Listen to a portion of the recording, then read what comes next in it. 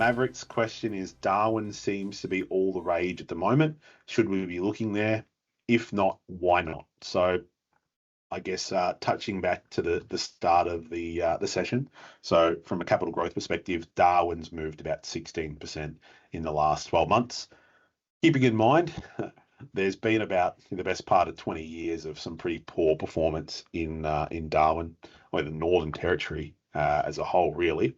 That's also feeding off the back of that rental growth as well. There's been really strong rental demand in Darwin up there as well, so double-digit growth. And there's a few things, there's been a few articles that have been pushing out there. So it's seen its highest annual price growth since mid-2022. So that mid-2022 is when the whole market moved forward.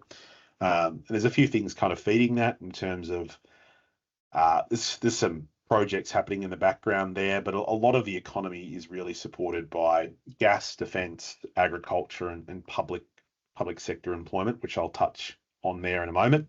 Rental yields are pretty tight, but a lot of so there's high above average income jobs, and I guess it's education levels. But the thing with a lot of those jobs is they are trying, like historically through Darwin, there's a lot of contract-based government jobs, council jobs that get in. So they're bringing in people from all parts of the country on good salaries, probably above what they would be earning previously, or they will be getting their housing and accommodation paid for, etc.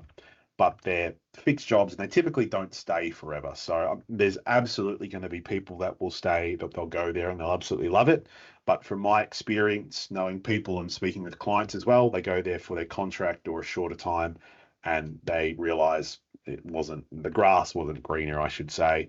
And they want to get back to wherever they wanted to head to before as well. But that's just something to keep in mind. And again, it's really previously underperformed quite a lot in comparison to some other markets.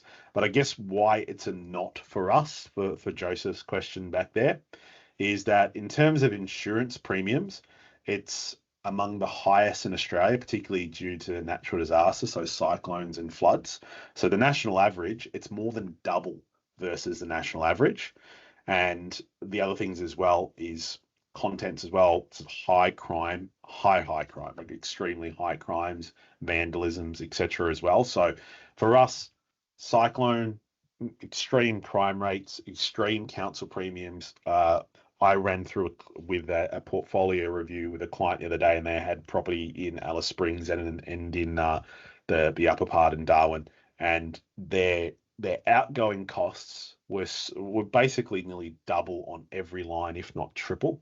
You're sitting there, and they had some 6.5% rental yields. When I factored in all these other costs, I was looking at properties in Victoria with 4% yields, and they were basically the same number. So for us, when we factor in all the risks element, I think the other thing to keep in mind when you're thinking about property markets is, how high can that demand push? So if you're thinking of almost like a temperature gauge, boiling point is an extreme market.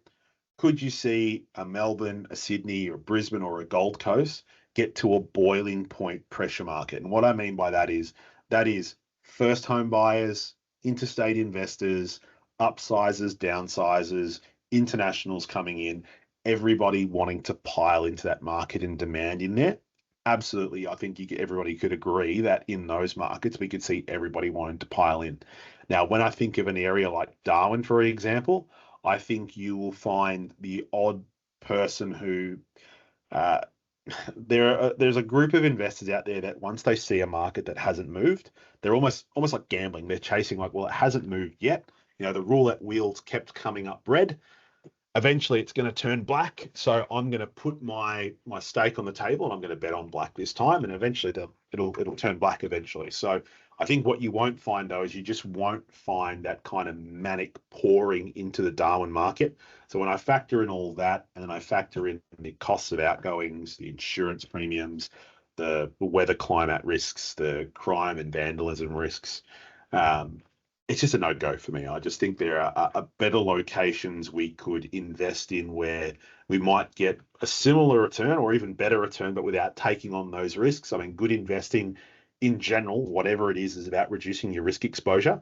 It's just something that we as a business here at Ripehouse, we just haven't exposed our clients to that Darwin market. And I mean, the same thing, we haven't done it in your Cairns and your Townsville market. We've found plenty of opportunities across the country which got just as good, if not better, returns. And it's just, again, you get to sleep at night not having to worry about your assets. So that's a no for us, and that's the why it's a no. But thanks for sending that question, because you're not the only one who's asked that question recently as well.